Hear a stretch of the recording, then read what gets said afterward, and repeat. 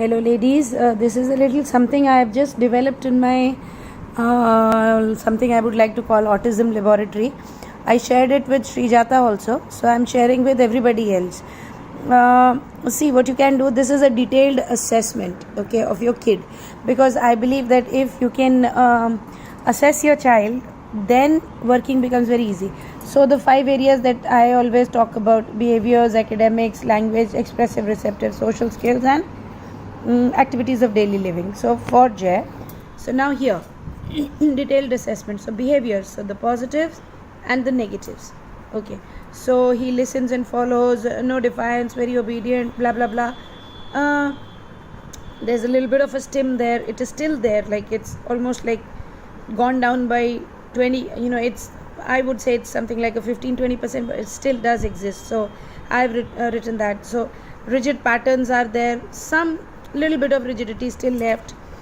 So like this. So very self-driven, no external motivation required. Now is a self-driven boy, does whatever he does. So like this, you have your positives to keep you pepped up, and you write down the negatives that need work. So now, like with the younger one, doesn't show much empathy, and when he's saying please TV mat off kar, he will go and switch off the TV. So I know that area in behavioral terms needs work. Then similarly, social skills and language skills. In specifically in my boy's case, he will need to be told to greet. So he still needs a beginning prompt, which I just figured out subconsciously. I've been giving him. So I need to work on this area. This becomes my goal.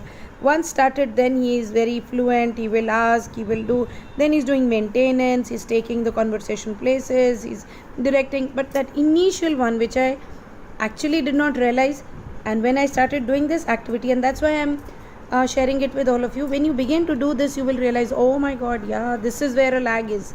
So you get to know your child better.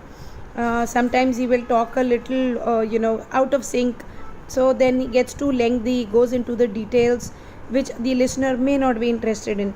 And then when he feels that now they're going, he might just not be very courteous and walk away. So like this. So similarly for academics, the positives and the negatives. So like comprehension of abstraction is a big one there, especially when the personification and all the big terms come in, like पहाड़ रो रहा था, और ये था और वो था, और हवा खून की उल्टियाँ कर रही थी, the poems and stuff in Hindi. So comprehension of abstraction is a big issue there. But more or less in positive areas, I see is very hardworking, understands basic concepts, fluent reading, beautiful handwriting, expressing creatively on his own. So this keeps you motivated, and this gives you what next you're going to do. So similarly for the self-help ones, when I looked at self-help, I was in awe.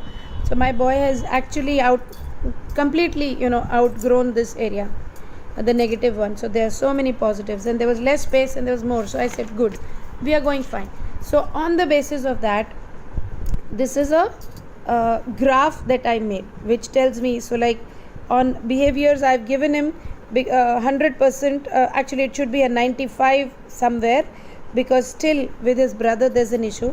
But I've generously given him 100 on the fact that with me and with teachers and with peers there is no, only with Veer.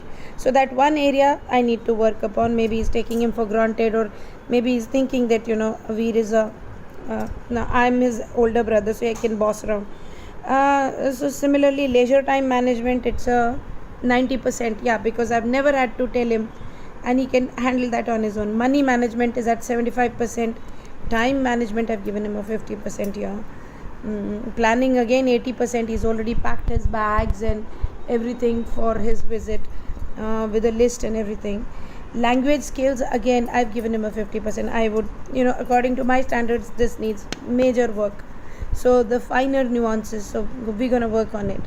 On a very liberal note, I could have given him like a 65, but it's better to keep it low, because I get to see where I need work.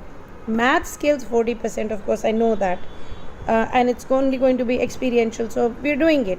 And of course the self-help area, I've given him a 90, could have been 95, but fine, there's always scope for improvement. So this is a small something which I had prepared, which just kept happening, like out of that intuitive thing, and I kept making, and I thought not only me, but I should be sharing it with others also, so you have a better idea.